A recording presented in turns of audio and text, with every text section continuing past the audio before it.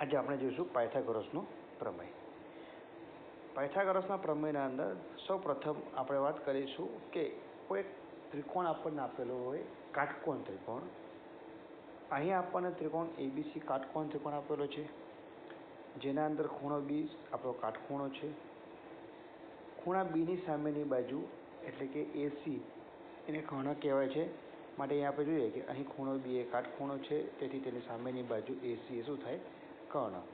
પાયથાગોરસનો નિયમ શું કહે છે કે કર્ણનો વર્ગ કરીએ આપણે તો કર્ણનો વર્ગ બરાબર ત્રિકોણના પાયાનો વર્ગ ગુણ્યા પાયા પરના વેધનો વર્ગ.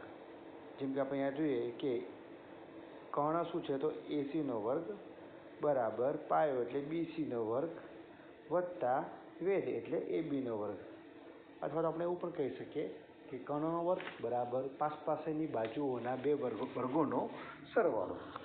તો અહીંયા આપણે જોઈએ કે જો અહીંયા આપણને એક સંખ્યા આપેલી હોય, જે અહીં આપણને બીસી બરાબર 2 અને એબી બરાબર 1 આપ્યા હોય, ત્યારે બીસી બરાબર 2 અને એબી બરાબર 1 આપ્યા હોય ત્યારે 2નો વર્ગ અને 1નો વર્ગ એટલે 2નો વર્ગ 4, 1નો વર્ગ 1, 4 વત્તા 1 એટલે √5 એટલે એસીનો વર્ગ બરાબર શું થશે? √5. તે જ પ્રમાણે આ બધી સંખ્યાઓ આપેલી છે, તે સંખ્યાઓ પ્રમાણે આપણે એસીનું માપ શોધી શકીએ છીએ. ત્યારબાદ આપણે આગળનો ટોપિક જોઈએ, વાસ્તવિક સંખ્યા અને તેની દશાંશ અભિવ્યક્તિ. દરેક સમય સંખ્યાને P/Q સ્વરૂપમાં લખી શકાય છે, જ્યાં P પૂર્ણાંક અને Q શૂન્યતમ પૂર્ણાંક છે. એટલે કે Qની જગ્યાએ આપણે 0 લઈ શકતા નથી. આપણે દરેક સંખ્યાને P/Q સ્વરૂપમાં લખી શકીએ છીએ. જેમ કે હું 2 લખું છું અહીંયા, ધારો કે અહીંયા મેં લખ્યા છે 2, તો 2ના છેદમાં આપણે 1 લખી શકાય છે. માટે આપેલ સંખ્યાને આપણે સમય સંખ્યા કહી શકીએ. Pને Q વડે ભાગતા મળતી શેષ વિશે કુલ 2 શક્યતા છે. જેમ કે આપણે કોઈ પણ 2 સંખ્યાનો ભાગાકાર કરીએ તો આપણને કુલ 2 શક્યતા મળે છે. કાં તો તે અમુક તબક્કા પછી શેષ શૂન્ય મળે છે, એટલે કે આપણે 5/2 કરીએ છીએ તો આપણને શું જવાબ મળે છે? તો 2.5. આગળ જવાબ જતો નથી. પણ જો 10/3 કરીએ તો આપણને 3.3333 એવો અસંખ્ય સુધી જવાબ મળે છે.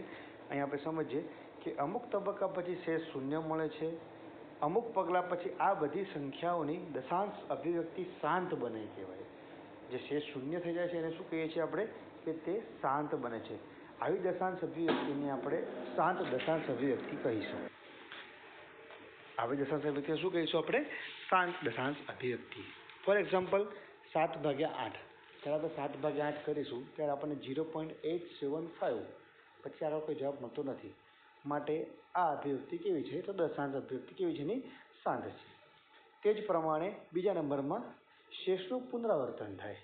જ્યારે અમુક ચોક્કસ સોપાન પછી શેષનું પુનરાવર્તન થાય છે, જેમ કે અહીંયા આપણે જોઈએ કે શેષનું પુનરાવર્તન અલગ અલગ રીતે થાય છે. જેમ કે અહીંયા જોઈએ કે અહીં જો એકનો એક અંક શેષમાં પુનરાવર્તન થાય છે 1/3.